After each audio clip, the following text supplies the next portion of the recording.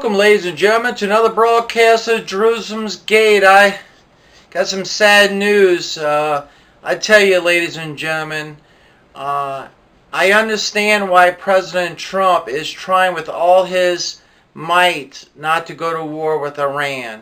They have another war. I really do.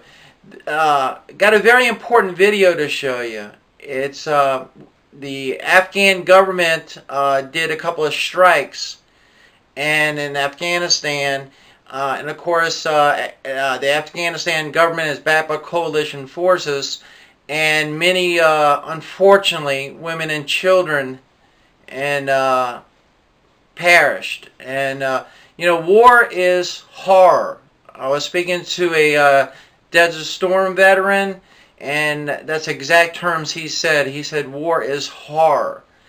And when you're reporting the news, you try to be unbiased as possible. So that's and you try to give the news as it happens, the best of your ability. Now, one thing that the world has to come to recognize is that no matter what kind of peace treaty you have, no matter what kind of peace agreement is signed, there's only one person that can bring everlasting peace to this earth, and his name is Jesus Christ of Nazareth. That's the only person that can bring everlasting peace to this world. We are to look to the Lord Jesus Christ for peace, and not an individual. The video, which I'm is going to follow right after this broadcast, is very graphic. So if you have any young around, I ask you, it's just a warning. It has some graphic scenes in it. It just shows the reality of war. Now, these strikes did come from the Afghan government, which the coalition forces back. Now, even with today's technological advanced weaponry, where you can pinpoint an attack, the enemy sometimes hides themselves in certain areas that civilians are at. I'm not saying that this is the case in this particular attack, but and you have, as the report shows, as the video will show, you have bad intelligence, a very little intelligence.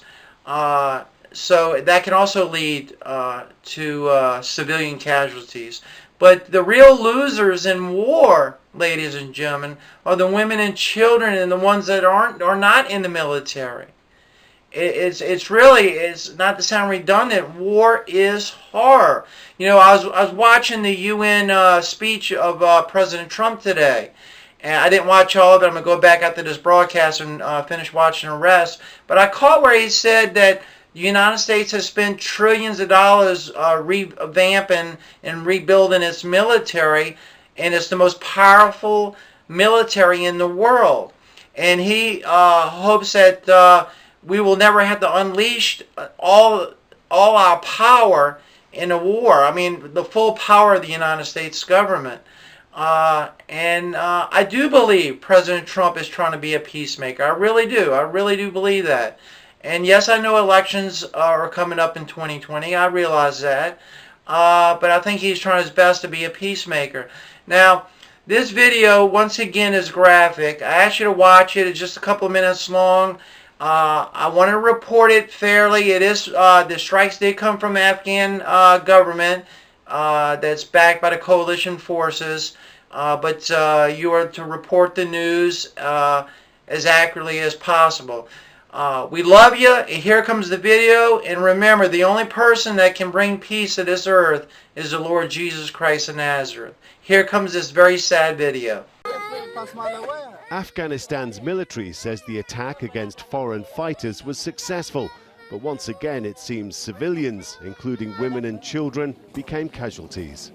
Sources in Helmand province say the victims were attending a wedding party on Sunday evening when they were attacked.